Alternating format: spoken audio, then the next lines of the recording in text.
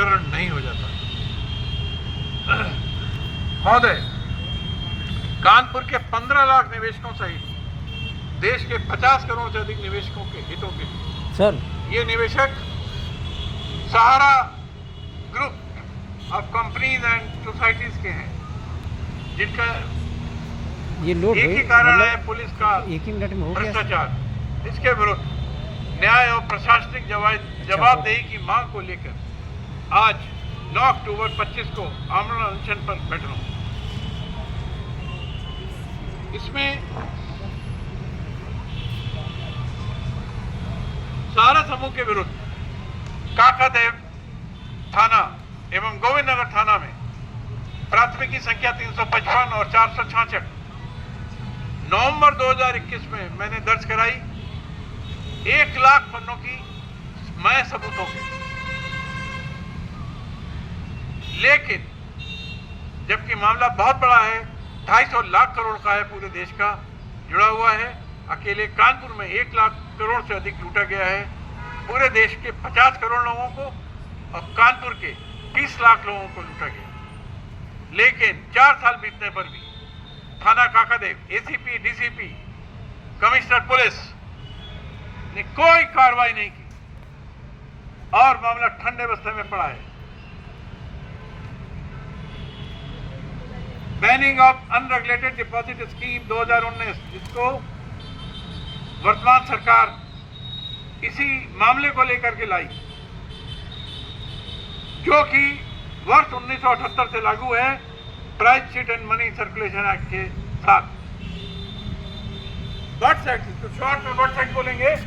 Birds act की धारा 29, 30 और 31 के तहत अवैध जमा योजनाओं पे को संज्ञेय अपराध माना जाएगा और उस इलाके की पुलिस कमिश्नर उस स्थान पर, उस संस्थान पर, जैसे इस मामले में सहारा है, इवन दूसरी कंपनियां है, प्रिज्म है, अनंत निधि है, एल्केमिस्ट है, इस पर छापे डालेगी। छापे डाल के उनकी संपत्तियों को जब्त करेगी, रिकॉर्ड को जब्त करेगी और वहां पर जितने लोग मिलेंगे, इससे संबंधित जितने होंगे, सबकी गिरफ्तारी सुनिश्चित करेगी। ये प्रावधान बर्ड्स एक्ट में क्लियर दिया हुआ है। लेकिन 4 साल से कानपुर की पुलिस की एक भी कार्रवाई नहीं, जिसके कारण से मजबूर होकर मुझे बार बार अनशन पर बैठना पड़ा। पूरे भारत में ये सहारा के ही मामले में 250 लाख करोड़ में घोटाला किया गया है। 50 करोड़ लोग, अगर पारिवारिक सदस्य मिला लें तो पूरे भारत के 150 करोड़ लोगों से घोटाला किया। वर्तमान वर्ष 2021 में तैनात तत्कालीन पुलिस आयुक्त, उसके बाद तैनात पुलिस आयुक्त अखिल कुमार, डीएमडीसी, एसीपी, सभी थानों के इंस्पेक्टर को भारतीय सेवा अनुशासन एवं अपील नियम 3 के तहत तत्काल निलंबित किया जाए। 4 वर्षों तक एफआईआर पर कार्रवाई न करना, कर्तव्य पालन में गंभीर लापरवाही।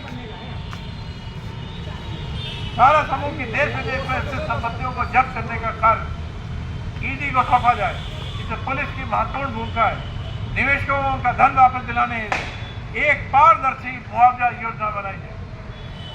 सारा के सभी अभियुक्तों की तत्काल गिरफ्तारी सुनिश्चित हो। ये अभियुक्त करीब 15 लाख है, जिसका विवरण मैंने अपनी 27,000 पन्ने की कंप्लेंट में भेजा है और ये कंप्लेंट सभी अधिकारियों को भेजी। इसी तरह एक और कंपनी प्रिज्म समूह, prism Infracon, prism industrial, prism organic के विरुद्ध इसी प्रकार कार्रवाई की जाए, जिस पर 10 लाख निवेशकों के 10,000 करोड़ रुपए लूटने का आरोप। प्रशासनिक निष्क्रियता का लाभ उठाकर कई समूह ऐसे घोटाले कर रहे हैं। एक और मामला है आरएस पुरम भूमि, जहां पर 45 साल पहले 27 बीघा भूमि कानपुर विकास प्राधिकरण ने कानपुर नगर निगम को हस्तांतरित की थी एक सार्वजनिक पार्क बनाने के लिए। लेकिन इन दोनों कॉर्पोरेशन के अधिकारियों की मिलीभगत के कारण, पुलिस की मिलीभगत के कारण उस 27 बीघा पर अवैध कब्जे हुए और अवैध मकान बना लिए लैंड ग्रेबर और माफियाओं के द्वारा।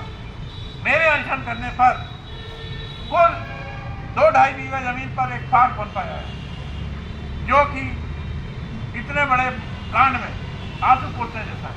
मेरी मांग है कि पूरे 27 बीघा जमीन पर बने हुए अवैध कब्जों को तत्काल बुलडोजर चलाकर गिरा दिया जाए और पूरे 27 बीघा पर एक सुंदर सार्वजनिक पार्क बना। और 45 सालों में जितने अधिकारियों की मिली भगत से ये कब्जे हुए हैं, उनके विरुद्ध जांच हो और उन्हें तत्काल प्रभाव से निलंबित किया। एक और मामला है, पान मसाला लोहा इस्पात कारखानों में अवैध कैमरा लगाना। पान मसाला लोहा इस्पात निर्माताओं के कारखाना परिसर कानपुर के ट्रांसपोर्ट नगर, दादा नगर, कानपुर देहात, फतेहपुर मलवा में पान मसाला लोहा इस्पात प्रतिष्ठानों पर प्रमुख सचिव state GST mister M Devraj IAS के आदेश पर भारत के संविधान के अनुच्छेद 21 एवं 301 का पूर्ण उल्लंघन करते हुए उसके वहां पे कैमरे लगाए गए हैं। 24 घंटे की निगरानी की जा रही है, जो नहीं की जा सकती संविधान के तहत। इसलिए ऐसे कार्रवाई को, ऐसे कैमरों को तत्काल हटाया जाए। एक और मामला, सर्वोच्च न्यायालय की अवमानना में कार्रवाई, अनशनकर्ता अजय टंडन के विरुद्ध एक कुणाल गुप्ता है के सेठिया द्वारा 1 करोड़ रुपए का फ्लैट बेचने की आड़ में गबन, फर्जीवाड़ा, छल कपट, भारतीय दंड संहिता की धारा 420, 467, 468, 471, 120 संबंधित बीएनएस की धाराओं के अंतर्गत संज्ञेय अपराध होना प्रमाणित है। 3 वर्षों से थाना Kakadev, ACP, DCP, commissioner, DGP, गृह सचिव, मुख्यमंत्री को आपराधिक शिकायत बार भेजी गई है, लेकिन कोई प्रभावी कार्रवाई नहीं हुई। सिर्फ थाना उपरोक्त सभी अधिकारियों के विरुद्ध सर्वोच्च न्यायालय के संवैधानिक निर्देशों की अवहेलना ललिता कुमार बनाम उत्तर प्रदेश के आरोप में कड़ी कार्रवाई की जाए, जांच की जाए और उन्हें निलंबित किया जाए और हमारी प्राथमिकी दर्ज करें। उपरोक्त सभी मामलों में भारत सरकार भारतीय सुरक्षा अधिनियम की धारा 395 और 396 के अंतर्गत पीड़ितों को सहारा प्रमुख समूह के घोटालों में पीड़ित निवेशकों को उनकी मूल राशि, ब्याज सहित वित्तीय कठिनाई के लिए पूरा मुआवजा मिलना चाहिए। अतः मेरा मानना है, मेरा न्याय है, मेरा मांग है कि पूरे भारत के सहारा के पीड़ित निवेशकों को उनका रुपया ब्याज सहित जो करीब 250 लाख करोड़ बनता है, वो भारत सरकार और राज्य की सरकारें अपने खजाने से दें, अपनी पार्टी से दें, क्योंकि ये सारा कुछ राज्य सरकार और केंद्र सरकार की मिली भगत के कारण हुआ है। इसलिए धारा 395, 396, सीआरपीसी धारा 357, 357 के तहत इन सरकारों को, बल्कि इन पार्टियों को, भारतीय जनता पार्टी को अपने जेब से ये मुआवजा देना पड़ेगा। जय हिंद, जय भारत, जय महाभारत।